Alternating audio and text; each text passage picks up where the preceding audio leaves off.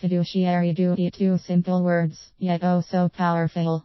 Many different types of professionals owe a fiduciary duty to someone, for example, lawyers to their clients, trustees to their beneficiaries, and corporate officers to their shareholders. Two critically important.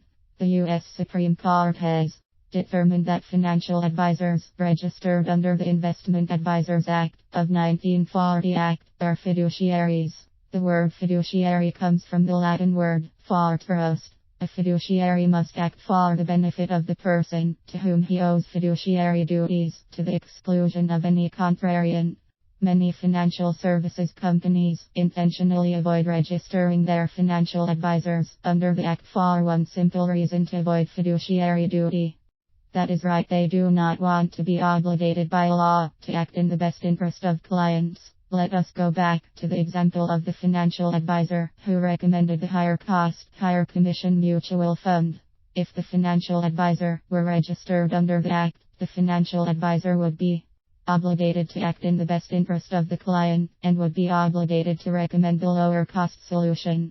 Interestingly, the financial advisor would be prohibited by law to accept a commission. That is right. A financial advisor registered under the Act is legally called an investment advisor representative (IAR) and must work for a company legally called a registered investment advisor (RIA). Neither an IAR nor an RIA is permitted from being compensated by commission. Rather, both can be only compensated by fees. Imagine lying on the operating room table as your neurological surgeon is evaluating which scalpel to use on your left frontal lobe of your brain for your procedure. Scalpel 1 is made by a company that pays him a higher commission than the company that made scalpel 2. Preposterous, not in the context of how many financial advisors operate. At RIA, at the firms, IARs are obligated by law to act in the best interest of clients and are compensated with fees just like a neurological surgeon. Many fee arrangements are tied to the value of assets being managed.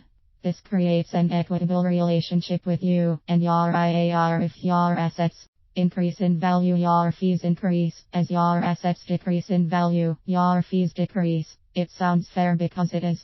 So, how do less reputable firms get around this problem? They register as an RIA, yet are very careful to register the RIA business as ancillary to their overall business. If the RIA business is ancillary to their overall business, which may include investment banking, broker-dealer, merchant banking, and so forth, then they can mitigate their fiduciary duty. Which brings us to a simple solution to all these conflicts and qualifications. Like Mom used to say, get it in writing.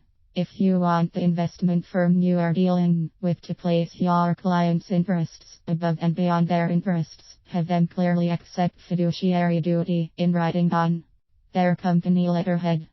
Don't be surprised if your financial advisor says that's not necessary, or that's essentially what it says on page 1847 of the contract you signed, or our compliance department prohibits that. Protect yourself. Have the firm give you a simple letter signed by a principal of the company.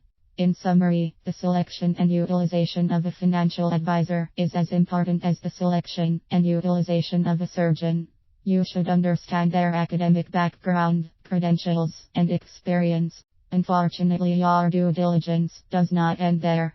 As discussed in this chapter, you must understand whether your financial advisor will accept fiduciary duty in writing on company letterhead. Lastly, understand what conflicts of interest that acceptance may have if the financial advisor's employer is a public company obligated by law to place shareholders' interests above your own. Remember, it's your wealth, not their wealth.